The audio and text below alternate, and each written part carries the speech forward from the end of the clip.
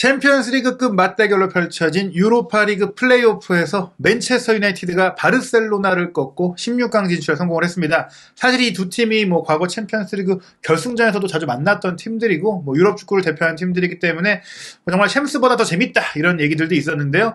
결과적으로 이제 바르셀로나의 레전드인 이 차비 어떻게 보면 선수 시절에도 정말 천재적인 축구를 했었고 감독으로도 좋은 평가를 받고 있는데 역시 구력이 있는 테나 감독이 그래도 한 수 위다. 전술적으로 좀 압도했다. 그리고 여러 가지로 맨유의 좋은 얘기들이 많이 나오고 있어요. 부버지 김현민 기자와 함께 맨유가 어떻게 바르셀로나를 제치고 올라갈 수 있었는지 전술적인 부분들 상세하게 살펴보도록 하겠습니다. 1차전 원정 가서 맨유가 2대2로 비겼고 홈에서 좀 쉽지 않게 이기긴 했어요. 네, 내용 면에서는 솔직히 좀 고전을 했죠. 특히 선발 카드에서는 바르셀로나가 앞섰다라고 할 수 있거든요. 차비 감독도 저는 그러니까 준비를 상당히 잘해갖고 왔다라고 생각해요. 예. 준비는 잘해갖고 왔는데 교체 카드의 활용에 있어서는 테나 감독이 확실한 능력들을 보여줬다고 할 수 있겠죠. 전 최근에 계속해서 그런 것 같아요. 테나 감독이 경기 중 대응이 굉장히 뛰어나다. 그러니까요. 그래서 이번 경기도 2대1 역전승이었고 지금 16강 진출팀이 결정이 됐는데 우리 정우영 선수가 소속된 프라이부르크는 조별리그를 1위로 통과했기 때문에 이제 올라가 있고요. 그리고 이제 챔피언스리그에서 쫓겨난 이제 유벤투스가 올라오면서 명예회복을 했고 페예노르트, 레버쿠젠 그리고 지금 아스날, 베티스, 페네르바체에다가 스페인의 세비야, 이탈리아의 로마 독일의 돌풍의 팀인 우니온 베를린까지 굉장히 16강 면면이 화려합니다. 네, 도리어 지금 시드 팀보다 언시드 팀들, 그가 이번에 그 플레이오프 끝에 올라온 팀들의 면면이 더 화려하죠.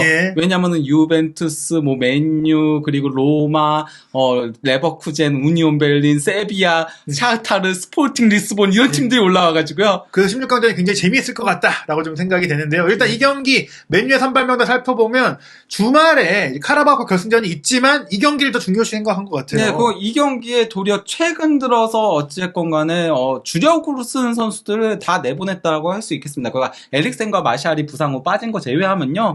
나머지는 최근 들어서 가장 폼이 좋은 선수들로 구성을 했다라고 봐도 무방하거든요. 지금 보시면 레시포드라든지 베호르스트, 브루노 페르난데스, 카세미루, 바란, 리산드로, 데헤아 다 주전 선수들이 나온 거고요. 최근에는 달롯보다는 완비사카가 주전이었으니까요. 그렇죠. 그리고 바르셀로나 같은 경우도 정예 멤버가 가용 가능한 최고 선수들로 경기를 했어요. 그러니까 그 페드리하고 이제 덴벨레가 부상 후 빠졌고 또 이제 가비가 경고 누적으로 빠지면서 그러면서 이제 수비 라인은 마침내 이번에는 제대로 나온 거죠. 지난 경기 때는 1차전에는 수비 라인에 좀 로테이션을 돌린 것 때문에 말들이 좀 있었잖아요. 그렇죠. 하지만 이번에는 이제 본인들이 자랑하는 백라인 있죠.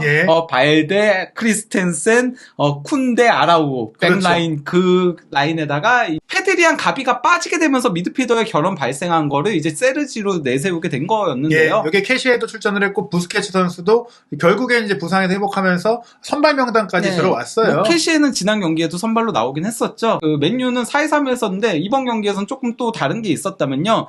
지난 그 레스터하고의 후반전에 산초를 공격형 미드필더로 배치해가지고 재미를 봤었거든요. 그렇죠. 그러면서 이번에도 산초를 공격형 미드필더 중앙에 세우고 베오르스트가 원톱에 서고 좌우 윙에 레시포드하고 부페가 서는 이게 조금 이전과는 다른 형태라고 할 수 있겠고요. 전이 테나 감독의 다양한 선수 기용이 이게 좀 빛을 발하는 것 같아요. 문도 데포르티보 같은 경우에서도 사실은 레시포드를 위로 예상하고 베오르스트를 10번으로 쓰지 않겠느냐라고 전망을 했는데 그 생각을 한 번 더 꼬게 만드는 이 산초의 기용이 상대 감독으로 하여금 약간 좀 대응하기 어렵게 만든 게 아닐까. 다만 전반전은 산초가 좀 안 좋아가지고 베오르스트랑 그래서 맨유가 조금 고전을 했었죠. 이 둘이 안 좋았기 때문에. 사실 차비 입장에서도 프랭키 데용, 부스케츠, 캐시에를 3미들로 두고 세르지 로베르토를 위로 올려가지고 미드필드의 장악력을 높인 요 전략은 전 주요했다고 생각하거든요. 정말 좋았거든요. 저게요.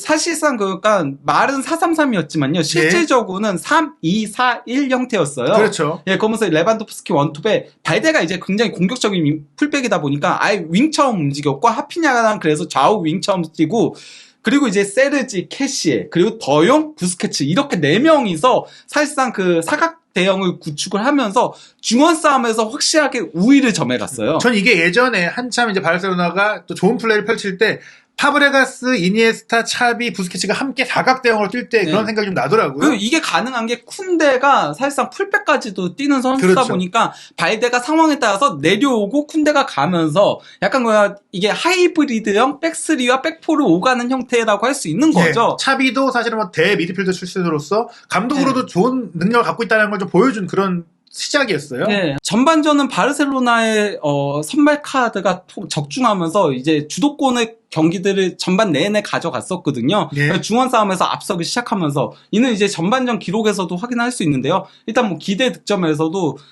바르셀로나가 0.93골로 맨유 0.58골에 앞섰고요. 점유율 59대 41로 크게 앞섰고요. 뭐 슈팅 숫자나 이런 것들은 똑같았지만은 바르셀로나가 더 전반전은 지배력을 가져갔거든요. 예. 특히 캐시에가 좋은 모습을 보여주면서 예. 중원 장악에 있어서 상당히 큰 힘을 실어줬었죠. 예. 그러면서 부스케츠의 약점도 최소화했거든요. 더용, 캐시에, 세르지까지도 커버를 해주다 보니까. 그 차비 감독이 1차적으로는 잘 준비를 해왔다 이렇게 볼 수가 있겠는데요. 그러면서 페드리와 가비의 공백을 최소화했다라고 할 수 있는 거죠. 하지만 그 초반에 먼저 기회를 얻었던 건 맨유긴 하거든요. 예. 카세미루가 이 경기에서 정말 예술적인 패스들을 정말 많이 했었는데요. 예. 일단 그 3분경에 카세미루가 대각선 스루 패스를 찔러준 거를 부페가 이제 볼을 끌고 가다가 슈팅을 가져간 거를 테오 슈테겐 골키퍼가 발로 막았습니다. 예. 근데 이제 기본적으로는 바르셀로나가 전반전은 내내 공격을 주도를 했어요. 예. 하지만은 그 바르셀로나가 곧바로 이제 선제골을 먼저 넣으면서 앞서 나갔던 거였는데요. 예. 여기서 약간 좀 부패의 아쉬운 장면이 있긴 했죠. 그거가 크로스를 수비가 뒤로 걷어낸 거를 발데가 받았는데 부패가 그 커버를 가다가 발데를 잡아끈 거죠. 그리고 예. 여기까지 발데가 올라왔다는 거는 역시 아까 얘기한 대로 3-2-4-1로 구동을 했기 때문에 이렇게 올라올 수 있었던 거고, 그래서 발데가 얻어낸 페널티킥을 레반도프스키가 처리했는데 이거 대학 골키퍼가 예. 막았거든요. 예. 막았는데 워낙 킥이 세가지고 그래서 이제 손에 맞고도 밀려가지고 그대로 골대 안으로 들어갔던 거였죠. 어쨌든 레반도프스키의 선제골로 조금은 이제 바르셀로나가 적지에서 네. 흐름을 가져가는 것 같았는데요. 예, 거기다가 전반 막판에 바르셀로나가 또 골을 넣을 수 있는 기회가 있었거든요. 근데 이제 여기서 대학 골키퍼가 패스 미스를 범한 겁니다. 그냥 예. 너무 안일하게 패스를 하다가 아라우가 이거를 끊어냈는데 여기서 이제 또 카세미로가 빠르게 커버를 들어오면서 태클로 저지를 했습니다. 예, 사실 카세미르가 역시 레알 마드리드 출신으로서 바르셀로나의 강한 모습을 좀 보이는 두 경기라고 할 수 있겠는데요. 네, 전반전은 사실 그 바르셀로나의 의도대로 진행된 경기였다라고 할 수 있거든요. 그러다 보니까 이제 후반 시작과 동시에 맨유가 교체 카드를 활용을 했습니다. 예. 부진했던 베오르스트를 빼고 안토니를 넣었는데요. 예. 그러면서 레시포드가 톱으로 갔고 부페 공미에 산초와 안토니가 좌우에 배치하게 됐는데요. 여기서 가져온 효과들이 있었습니다. 그 산초 같은 경우는 연계에 능한 선수잖아요. 이 선수가 그러니까 윙에 서더라도 윙 플레이에 강점은 있는 선수는 아니거든요. 그러니까 막 돌파하고 이런 선수가 아니고 주고받고 플레이가 좋은 선수인데 부페가 왼쪽으로 많이 이동을 하면서 산초랑 함께 주고받는 플레이들을 하는 거예요. 예. 그러면서 그쪽에서의 상대의 과부하를 일으킨 다음에 반대편으로 넘기면은 안토니가 이제 마무리를 짓는 형태로 계속 그 구도를 가져갔어요. 그러다 보니까 공격 방향 비율이 후반전인데요. 그리고 이제 중앙 싸움에서는 애초에 안 된다라고 본 거예요. 예. 바르셀로나가 사각대형으로 중원을 단단하게 구축하니까 그래 너네 중원 가져. 우리는 측면을 공략할게. 이게 테나의 그 응용력이에요. 네. 그러다 보니 이제 후반전 공격 방향 비율이 왼쪽 측면이 50.7%로 많았는데 오른쪽은 28.6%였지만은 이게 그러니까 유효한 공격들로 갔다는 거죠. 오른쪽 측면이. 예. 그러다 보니 자연스럽게 부페와 산초가 공격 시퀀스 관여에 있어서 이 두 선수가 가장 많이 기록을 한 거고요. 1, 예. 2위를 기록한 거고, 그리고 또 주목해 볼 게 안토니가 슈팅 3회. 예. 예, 그래서 프레드와 함께 가장 많이 기록을 한 거거든요. 예. 근데 프레드는 90분을 뛰었잖아요. 예. 안토니는 45분을 뛴 거잖아요. 왼쪽 측면에서 부페와 산초가 만들면서 반대로 넘기면은 거기서 이제 안토니가 슈팅을 가져가는 형태로 아예 그 효과적으로 플레이를 했다는 거죠. 그리고 점유율 자체는 바르셀로나가 앞섰지만은 공격 시퀀스 관여는 맨유 선수들이 싹 도배를 한 거죠. 예. 그러니까 더 효율적이었다는 거죠. 예. 그리고 슈팅을 많이 한 선수들이 결국에 골을 넣었고, 예. 프레드가 역시 뭐 테나 감독 체제에서 또 살아나면서 네. 47분에 빠르게 동점골을 넣었어요. 근데 여기서 바로 산초 부페를 거쳐서 프레드의 중거리 슈팅으로 골이 들어갔던 거였죠. 그것도 흔치 않은 오른발 슈팅. 그러니까요. 사실 프레드가 지금 포텐 터지고 있는 게 역시 감독을 잘 만나야지 선수가 살아난다라는 네. 걸 느낄 수가 원래 있었어요. 왼발 성애자인데요. 예. 그리고 이제 후반전은 사실상 맨유의 공세로 이루어졌거든요. 그냥 바르셀로나가 공격한 장면 자체가 거의 없었는데요. 일단 뭐 다시 이제 49분경에 카세미루가 여기서 환상적인 롱패스를 보낸 거를 상대 수비 뒷공간에 파고든 안토니가 치고 들어갔는데 여기서 조금 안토니도 늦기도 했지만은 크리스텐센의 커버가 예. 예술이었죠. 최근에 뭐 바르셀로나의 벽이라고 불리고 있는 최고의 네. 활약을 펼치고 있는 크리스텐센인데요. 어쨌든 이걸 잘 막아냈지만 계속해서 이 카세미르를 통한 공격 전개가 좋았어요. 네, 여기서도 카세미로가 또 롱패스 보낸 거를 이게 굉장히 또 위협적으로 갔었거든요. 하지만은 이제 크리스텐센이 힘들게 끊어냈는데 이걸 레시포드가 잡아가지고 드리블로 치고 가면서 크리스텐센하고의 경합에서 이기고 슈팅을 가져갔는데 골대를 살짝 빗나갔고요. 55분경에는 쇼가 프리킥을 올린 거를 아라오가 헤딩으로 걷어냈는데 이걸 안토니가 중거리 슈팅으로 가져간 게 골키퍼 정면으로 향했습니다. 안토니의 왼발 슈팅을 잘 활용한 교체였고 왜 이제 테나 감독이 안토니를 원했는지 보여줄 수 있는 장단점이 있는 선수지만 확실히 왼발 슈팅 하나는 좋으니까요. 다만 그 판단이라던가 너무 왼발 슈팅만 고집하는 게 단점이긴 하지만요. 예. 바르셀로나도 기회가 없었던 건 아니에요. 64분경에 더용이 이제 그 크로스를 올린 거를 쿤데가 기습적으로 치고 들어가가지고 헤딩 슈팅을 가져갔는데 이걸 데헤아 골키퍼가 손끝 선방으로 막아냈습니다. 네, 사실 이게 들어갔다면 또 분위기는 어떻게 될지 몰랐는데 네. 데헤아의 활약이 좋았고 또 맨유는 그런 가운데 선수 교체를 통해서 이제 역전골을 노렸어요. 네, 그러니까 맨유가 먼저 이 교체 카드들을 지난 1차전도 그랬잖아요. 선제적으로 썼어요. 예, 먼저 쓰면서 그러면서 지고 있는 경기들을 따라간 반면에 바르셀로나는 실점했을 때 교체가 이루어졌었거든요. 이게 선제적으로 바꾸면서 흐름을 우리가 가져가겠다. 판을 내가 이끌겠다라는 테나 감독의 의지거든요. 예, 67분경에 산초하고 완비사카를 빼고 가르나초하고 달롯을 넣으면서 조금 더 이제는 측면에서의 속도감을 더 가져간 거죠. 그리고 이제 바르셀로나도 70분경에 이제 교체를 가져갔는데요. 세르지를 빼고 페란 토레스를 넣으면서 조금 더 이제 공격을 강화를 한 겁니다. 근데 이러면서 이제 중원의 주도권이 이렇게 됐죠. 주도권이 조금 떨어지게 된 거죠. 예. 예. 이런 가운데 그 맨유의 역전골이 나왔는데요. 이 과정에서 쇼가 이제 센스있게 힐패스를 내줬고 이걸 이제 부페가 받아가지고 볼을 끌고 박스 안까지 들어갔다가 컷백을 준 거를 가르나초가 이제 슈팅을 가져갔는데 이게 크리스텐센을 맞고 튕겨 나왔고요. 그 다음에 이제 그 프레드가 곧바로 리바운드 슈팅을 가져갔는데 이것도 더용 맞고 튀어나온 거를 안토니가 다시 리바운드 슈팅 가져간 게 이제 골대 안으로 빨려 들어간 겁니다. 여러 번의 슈팅이 수비벽에 막혔지만 또 한 번 그래도 안토니가 왼발 감차는 좋다. 이 많은 선수들이 문전에 포진하고 있었지만 깔끔하게 슈팅을 네. 성공시키면서 맨유가 2대1을 만들었어요. 예. 실점을 하니까 이제 바르셀로나가 뒤늦게 교체 카드를 넣었거든요. 75분경에 이 경기에서 하피냐가 좀 0점이 안 맞았어요. 그렇죠. 그러니까 전반전에 바르셀로나가 득점 기회들이 있었는데 하피냐의 슈팅들이 다 홈런이었거든요. 예. 그러면서 하피냐를 빨리 빼야 된다는 지적들이 있었는데 75분경에 들어서야 하피냐를 빼고 안수파티를 넣은 거죠. 이후에도 맨유의 공세가 이어졌는데요. 79분경에 또다시 이제 카세미루가 전진 패스를 준 거를 안토니가 크리스텐센과의 경합 과정에서 여기서 이제 뒤로 흘렀어요. 예. 볼이 뒤로 흘렀거든요. 둘의 경합에서 흐른 거를 레시포드가 슈팅을 가져갔는데 역구무를 강타했습니다. 네, 어찌됐거나 계속해서 카세미르를 시작으로 또 안토니를 활용하면서 레시포드의 슈팅이 나오는 뭐 이런 맨유가 원하는 공격 패턴이 네. 이루어졌어요. 다급해진 이제 바르셀로나가 82분경에 아라우를 빼고 이제 알론소를 넣으면서 공격 강화에 나선 거죠. 예, 바로 골대로 붙일 수 있는 킥을 할 수 있는 알론소를 투입을 했고 알론소가 또 1차전 골도 넣었으니까 기대를 해본 것 같은데요. 여기에 맞춰서 이제 맨유는 88분경에 레시포드를 빼고 맥토미니를 넣으면서 수비 강화에 나섰는데요. 네, 테나 감독이 이렇게 잠그기 잘해요. 네. 확실하게 이길 때 수비 넣어가지고 쫀쫀하게 만듭니다. 하지만 경기 막판에 바르셀로나가 득점을 할 수 있는 그렇죠. 기회가 있었어요. 예. 예, 추가 시간 3분경에 캐시에가 이제 측면으로 패스를 잘 내줬고요. 예. 여기서 이제 페란토레스가 패스 찔러준 거를 레반도프스키가 상대 옵사이드 트랩을 깨고 들어가가지고 슈팅을 가져간 게 데헤아 골키퍼도 지나갔거든요. 예. 하지만은 바란이 골라인 바로 앞에서 걷어내면서 그러면서 경기는 2대1 맨유의 승리로 막을 내린 거죠. 예, 결국 이제 바란과 카세미르라는 이 풍부한 경험을 갖고 있는 선수들의 존재감이 드러났었고 또 사실 이 경기는 캐시에 선수도 바르셀로나 입단 이후에는 가장 좋은 경기력이었다. 이름값을 했다는 평가를 했지만 결국 팀을 승리로 이끌지는 못했습니다. 예. 경기 내용 자체는 비등비등했어요. 뭐 기대 득점도 양팀 다 1.2골씩 동일했고요. 물론 근데 이제 조금 더 맨유가 효율적이었다는 거. 그러니까 그 점유는 바르셀로나가고 58대 40이죠, 점유율이. 예. 하지만은 슈팅은 맨유가 12대 6으로 2배가 더 많고, 양 팀의 특징을 보여준 경기긴 했어요. 1, 2차전 다 그런 예. 거잖아요. 게다가 예. 이제 차비 감독 같은 경우에는 경기 결과보다도 내용을 중시하는 축구 미학주의자인데 이런 경기를 특히 1차전 때도 그랬지만 테나 감독 인정했거든요. 정말 좋은 팀이고 최고의 팀이다.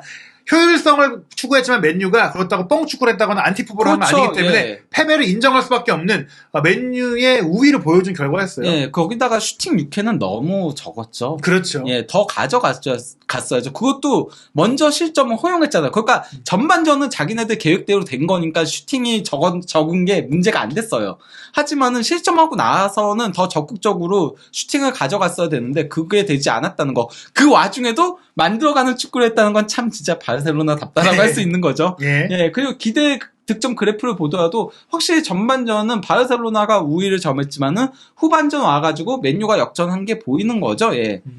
그리고 이제 공격 위협도 그래프도 전반전은 뭐 바르셀로나가 조금 더 좋은 모습들을 보여줬지만은 그래도 전반전은 조금 어느 정도는 약간 좀 공방전 형태로 이루어졌다면은 후반전은 확실하게 맨유가 우위를 점한 경기였던 거죠. 심지어 맨유가 선수 교체를 할 때마다 골이 나왔다는 점은 네. 테나 감독의 용병술이 얼마나 대단한지를 그렇죠. 보여주는 결과고요. 그러다 보니 맨유가 교체 선수가 공식 대회에서 19골을 넣고 있는데요. 예. 이게 유럽 5대 리그 팀들 중에서 최다입니다. 네, 테나 감독의 이 용병술이 그럼 비밀이 무엇이냐? 1차전 깜노 원정 때 화제가 됐던 사진이 있습니다. 이게 어떤 사실이냐면요. 스탠드 가장 높은 곳에 맨유 스태프들이 8명이 앉아 있는 거거든요. 예. 예, 그냥 분석관도 있고, 전술 전문가도 있고 한 건데요. 골키퍼 코치도 있네요. 예, 그러니요. 골키퍼 코치까지 다. 심지어 데런 블러처 테크니컬 디렉터까지 예, 같이 그러니까요. 논의한다는 얘기죠. 예, 이게 그러니까 그 깜누에서 있었던 1차전 예. 당시에 이제 찍힌 사진인 건데요. 여기에 대해서 이제 데일리 메일이 뭐라고 했냐면요. 맨유의 기술 이사인 데런 플래처는 아약스 시절 테나흐 감독 밑에서 일했던 두 사람과 함께 경기 중 비디오 분석과 데이터 분석을 한 후 경기장에 전달한다. 그러니까 이렇게 분석해놓고 하프타임 때 테나 감독이 바로 보고 예. 선수 교체도 하고 팀 토크도 할 수 있게 그리고 실제로 경기 중까지도 급한 정보가 있다라면 전달할 수가 있는 그렇죠. 거죠. 그러다 보니까 후반 시작과 동시에도 교체도 상당히 많이 가져가고 있는 거거든요. 예. 예, 거기다가 이제 또한 1군의 분석 책임자 폴 브랜드는 캐링턴에 있는 맨유의 데이터베이스에 데이터를 입력해 추후 테나흐 감독이 데이터를 이용할 수 있도록 돕는다라고 한 네. 겁니다. 경기 중에만 보는 게 아니라 이렇게 쌓인 데이터들을 다음 경기 준비 그리고 다다음 경기 준비까지 네. 이어가는 축적된 데이터를 통해서 지금 선수 구성이나 전략이나 전술이나 이런 게 구성된다는 거예요. 사실 그러니까 맨유가 이런 그 데이터 분석 분야가 빅6 팀들 중에서 가장 떨어지는 편에 속한다는 그렇죠. 지적이 있었거든요. 예. 근데 테나흐가 그래서 맨유 지휘봉을 잡았을 때 주문했던 게 바로 이 데이터 부분의 개편이었다라고 하더라고요. 예, 결국에는 지금까지 감독도 많이 바뀌었고 뭔가 하나의 틀이라든지 구체적인 체계가 없어 보였던 맨유였고 그냥 좋은 선수가 많은 팀이었는데 이제는 테나 감독이 그 체계와 시스템을 만들어가고 있다. 네. 그러다 보니까 맨유가 유럽 5대 리그 팀들 중에서 현재 공식 대회 28승으로 최다승을 올리고 있습니다. 이럴 수밖에 없는 게 모든 대회에 살아남아 있기 때문에 네, 경기를 대회. 많이 해. 경기 숫자가 자체가 많은데 근데 많이 이겼다는 거 그게 네, 중요해요. 그렇죠. 경기가 많다고 해도 질 수도 있는 거니까. 네. 근데 지금 28승이다. 어떤 팀들보다 많은 승리를 거두고 있으니까 솔직히 이렇다면 올 시즌 뭐 최강의 팀 중에 하나라고 말 수 있겠어요. 이것 때문에 현재 4개 대회에 다 살아남아 있는 거기도 예, 하고요. 그래서 빡빡한 일정인데 그렇죠. 일단 죽음의 일정이죠. 그 중에 첫 번째 트로피를 들어올릴 기회가 오는 주말에 있습니다. 뉴캐슬하고 리그컵 결승전이 있죠. 예. 예, 그리고 끝나고 곧바로 또 이제 그 웨스트햄하고의 FA컵 5라운드가 있고요.